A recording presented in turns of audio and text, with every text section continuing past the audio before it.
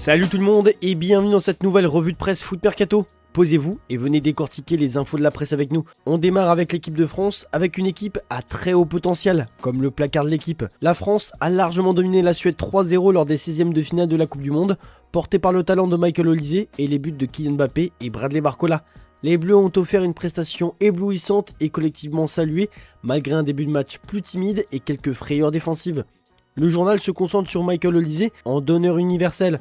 Ce dernier a livré une prestation monumentale et copant de la note de 9 sur 10. Auteur de 2 nouvelles passes décisives pour Barcola et Mbappé, l'attaquant du Bayern Munich s'installe seul en tête des passeurs de la Coupe du Monde avec 5 offrandes. Omniprésent dans les efforts offensifs comme défensifs, il n'aura manqué qu'un but à sa partition parfaite, son superbe retourné acrobatique ayant notamment échoué sur le poteau suédois. L'équipe parle d'un trident offensif envoûtant et impressionnant. Idéalement lancé par les passes décisives d'Ousmane Dembélé et de Michael Olise, les attaquants tricolores ont fait vivre un calvaire à la défense suédoise au MetLife Stadium.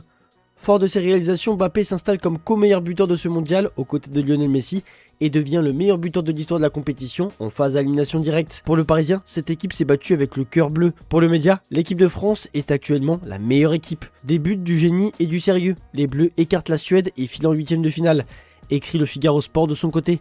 Fait étonnant, on a pu apercevoir Ryan Cherki ignorer complètement Didier Deschamps à plusieurs reprises après la fin du match. Le milieu offensif est entré à la 84e minute, soit à la toute fin de la partie, comme très souvent depuis le début du mondial. Le comportement de Ryan Cherki a d'ailleurs été vivement commenté sur les réseaux. Et en fin de match, un autre moment a été assez commenté, lorsqu'un journaliste félicite Kylian Mbappé pour ses 17 buts en Coupe du Monde, sauf que le principal intéressé va le reprendre de voler en disant « c'est 18 ». Ça montre bien que le Kicks compte soigneusement les buts dans sa tête. Terminons cette une avec Michael Olise qui pourrait battre 2 records sensationnels. L'ailier du Bayern Munich a délivré 2 nouvelles passes décisives. Un seul joueur compte plus d'offrandes sur un mondial que le Munichois et il se nomme Pelé. 6 passes décisives en 1970. Le français peut aussi faire mieux que Lionel Messi et Diego Maradona qui totalisent 8 passes décisives sur plusieurs tournois. Partons à l'étranger désormais pour voir ce qui se dit sur l'équipe de France. On commence bien sûr avec les rivaux de la soirée. Aftonbladet, journal suédois, titre « Le rêve de la Coupe du Monde brisé ». Avant d'ajouter « Nous n'avons jamais été proches ». Le média dresse le bilan lucide de l'élimination face à la France, admettant que la Suède n'a jamais été de taille face à une telle machine offensive. Malgré un plan en 4-4-2 courageux et l'abnégation des stars comme Gyökeres et Elanga sous la houlette de Graham Potter, la bulle a rapidement éclaté sous les coups de boutoir de Mbappé et d'un Olise insaisissable.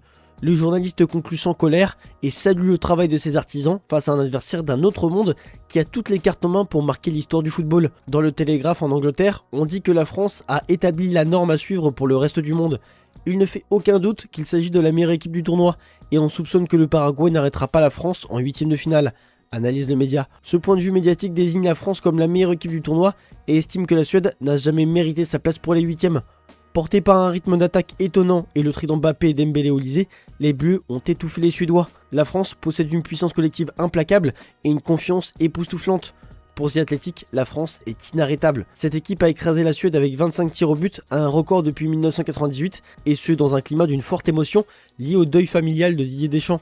Pour le média, les Bleus survolent le mondial et s'imposent comme d'intouchables favoris pour le titre. Ils abordent la 8e de finale face au Paraguay avec un immense avantage logistique, le calendrier leur évitant les longs déplacements en centralisant presque tous leurs matchs dans le nord-est des États-Unis. En Espagne, on félicite les individualités.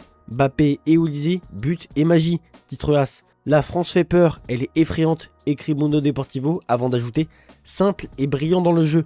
Inspirant et conciliant. Il est impossible de ne pas aimer ce sport quand on voit jouer cette équipe, conclut le média. Parlons désormais d'un des autres matchs de la soirée qui a eu lieu plus tôt entre la Côte d'Ivoire et la Norvège. Le héros viking Haaland fait surfer la Norvège sur la vague, placarde le Daily Mail.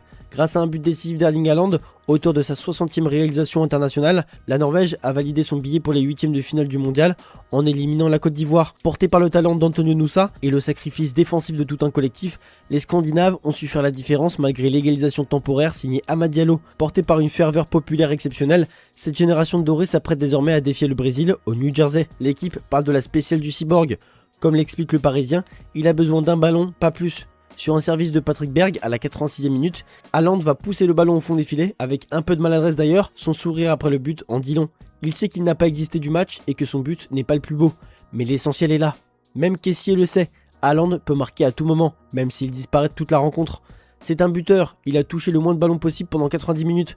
Après, il a fait le plus important, envoyer la Norvège au prochain tour, a déclaré le joueur ivoirien. Mais jusqu'où peut aller le Mexique? Après 1 heure de retard dû à une violente tempête, le Mexique a balayé l'Équateur 2-0 pour décrocher sa première victoire en phase éliminatoire de la Coupe du Monde depuis 1986. Le Mexique a été porté par une performance collective magistrale et des buts rapides de Quiñones et Jiménez.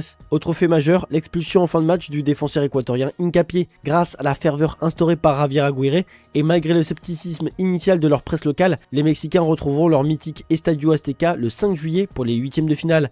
Ils y attendent de pied ferme le vainqueur du duel entre l'Angleterre et la République démocratique du Congo, s'affirmant désormais comme un adversaire redoutable et survolté à domicile. La grande révélation du tournoi est le milieu de terrain de 17 ans, Gilberto Mora, devenu le plus jeune joueur titulaire en phase finale depuis Pelé en 1958, grâce à son assurance et un talent naturel comparé à celui d'Iniesta. Couvé au club Tijuana et géré par l'agente Rafaela Pimenta, ce jeune prodige est désormais l'atout majeur des co-organisateurs pour la suite de la compétition à l'Estadio Azteca. On termine cette revue de presse en Angleterre avec le Télégraphe qui sait que Thomas Tuchel va faire parler la magie. Depuis sa base à Kansas City, Thomas Tuchel a réaffirmé son goût pour les matchs de coupe à élimination directe, comparant le début du mondial au premier tour non sexy de la FA Cup qu'il faut savoir surmonter avec patience. Face à la République démocratique du Congo aujourd'hui, le sélectionneur de l'Angleterre s'attend à un scénario frustrant similaire au match contre le Ghana et le Panama, où son équipe devra briser un bloc défensif sans paniquer. Critiqué pour le manque de flamboyance de sa formation, l'entraîneur allemand, fort de ses succès passés en club, comme la Ligue des Champions remportée avec Chelsea face à Manchester City, compte sur sa science tactique des grands rendez-vous pour guider les Three Lions vers les huitièmes de finale. Le Daily Mail met aussi en avant Thomas Tuchel et son goût pour les matchs à élimination directe. Le coach exhorte l'Angleterre à transformer ses traumatismes passés, comme l'élimination face à l'Islande en 2016, en force motrice pour décrocher le titre suprême. Le sélectionneur assume pleinement le statut de favori des Two Lions malgré la pression et les forfaits en défense, notamment au poste d'arrière droit avec la blessure de Reece James. Pour insuffler cette culture de la gagne, l'entraîneur allemand cite en exemple la résilience de Rafael Nadal face aux doutes. Dans l'actualité, l'Allemagne réclame Jürgen Klopp pour le poste de sélectionneur. L'élimination historique de l'Allemagne au tir au but face au Paraguay a déclenché un séisme médiatique de l'autre côté du Rhin, où la presse qualifie cette sortie de honte colossale. Le sélectionneur Julian Nagelsmann, vivement ciblé et poussé vers la sortie malgré son refus de démissionner, a fustigé la lenteur de son équipe et crié au scandale après l'annulation controversée d'un but de Jonathan Tah en prolongation. Alors que la Mannschaft prolonge sa crise noire en Coupe du Monde, l'ombre de Jürgen Klopp plane déjà sur la sélection. L'ancien entraîneur de Liverpool s'étant dit publiquement ouvert à l'idée de reprendre les rênes. Dans le rayon des sélectionneurs, il y a Ronald Koeman.